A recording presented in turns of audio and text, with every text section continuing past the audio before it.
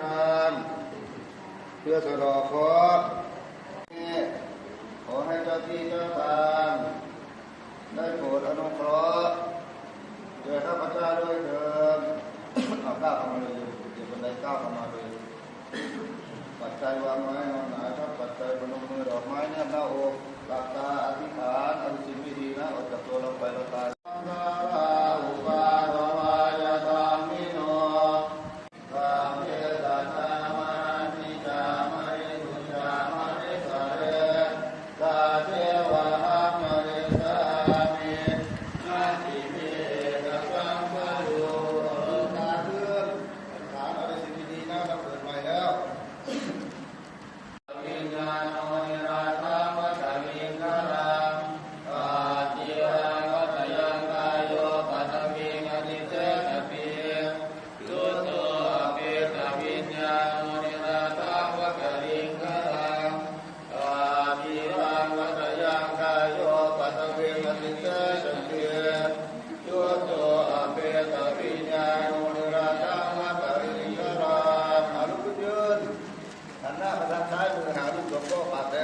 ตั้งใจอธิษฐาน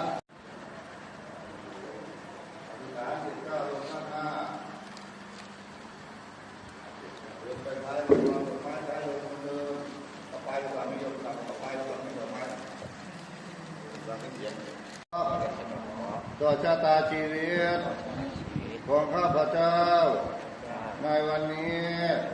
ขอให้เจ้าที่เจ้าทาง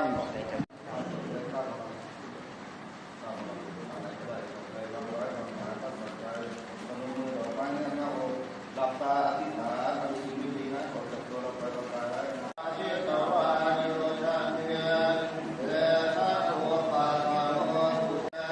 ตาเทวะอาภริสามินาติมิเอตัสสังขโยนาติมิเตสันเตียจุโตอเปตวิญญาโนนิรัตตังวะกลิงคัง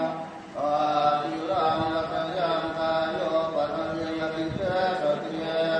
จุโตอเปตวิญญาโนนิรัตตังวะกลิงคังอนุปยุนอันนั้น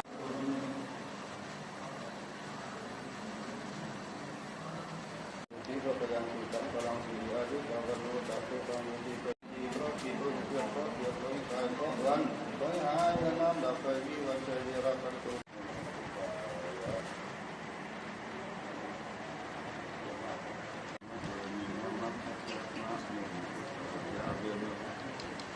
จะปะตาสามาตาสนาตาตาสัจจะนามาอะอุณะโมพุทธายะ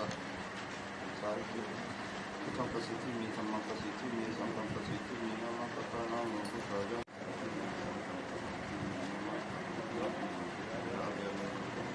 สองมือครับจะปะตาสามาตาสนาตาตาสัจจะนามาอะอุณะโมพุทธายะ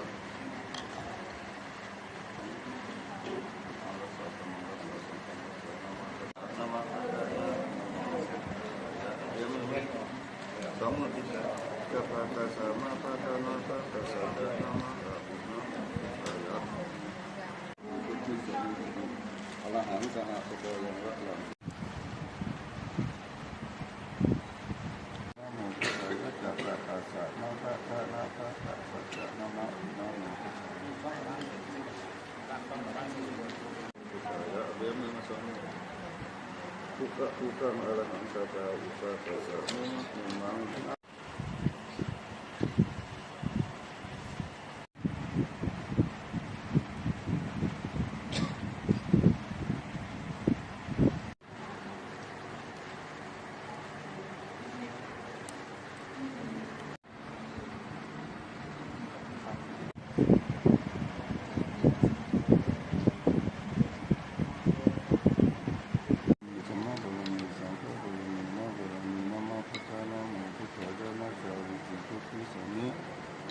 อิติอะระหังสหสัตตายังวะลังพุทโธนะโมพุทธายะจะปะตาสะมาปะทานะปะตะสัจจะนะมะอะอุนะโมพุทธายะ